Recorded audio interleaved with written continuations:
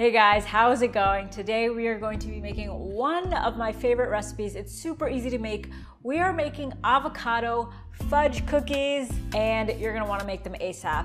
Super easy, let's get started here. So I have a large mixing bowl and a ripe avocado is what you should have, but Matt couldn't find any, so this is like kind of on the harder side, not ideal. So this is a large ripe avocado and we're gonna go with about half. So you want 100 grams of avocado. You would also just double the recipe and do 200 grams, but let's see how much this gives us. So to make the mashing easier, we're gonna dice it up in its peel. And if you think avocado desserts are weird, shame on you, first of all. Second of all, you barely even taste it. It's super delicious and it's masked by all the chocolate flavor. So I think you'll really like this, and at the very least, your kids will like it. So I forgot to zero out the scale. I do this kind of stuff all the time when I'm actually just cooking on my own. Okay.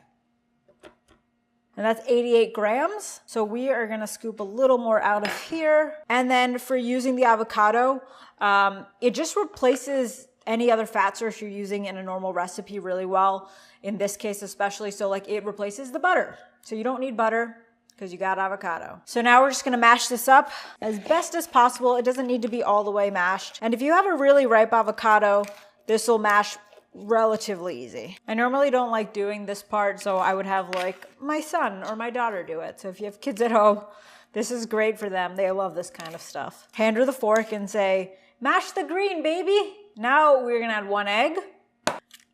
And then we'll also add in the erythritol and give it a quick mix with our hand mixer. This is gonna be a lot easier than doing it by hand. We can plug it in. Here we go.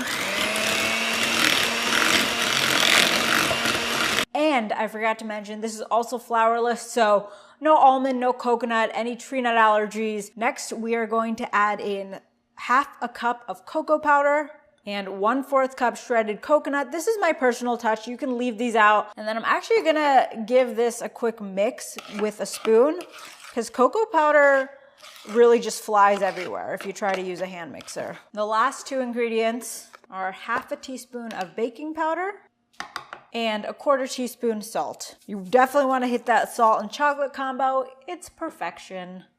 And then let's give it one last mix.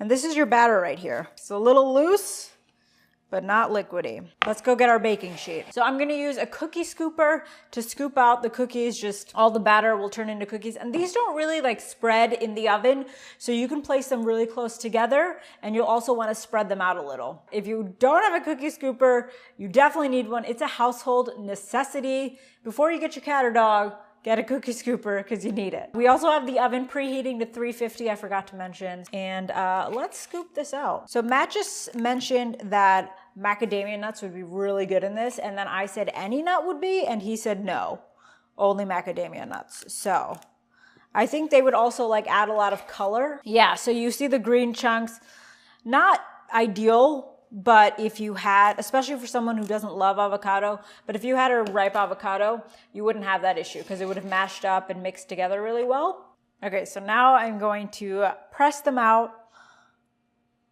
It's a little messy, but I promise you it's worth it. So optionally, you can top these with cocoa powder, with baker's chocolate, or with some Lily's chocolate chips. So this is also where my baby Jemima would come into play because I'd like lift her up on the counter and she would top all the chocolate chips. So now that they're all topped, we're gonna place them in the oven at 350. Not too long, 10 to 12 minutes. We're gonna check on them at 10. Once they've firmed up, they're good to pull out. So we'll see you back in 10. All right, guys, we are back. It's been 10 minutes. Probably could have gone a little longer without burning still, but I decided to pull them out and they feel perfect. We let them cool also for about 10 minutes and they are definitely very like fudgy and cookie-like. So you're gonna wanna make these. I'm gonna give these a try. Break one so we can see the consistency. Break one, break one.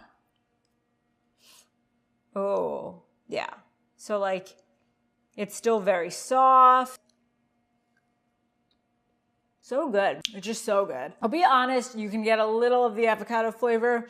So if you don't love avocado desserts, this might not be your jam. If you love dark chocolate, if you love fudginess, if you love cookies, make these at home. They're super delicious. Recipe link down below with the blog post on how to make these exactly. Tag me on Instagram, let me know what you think.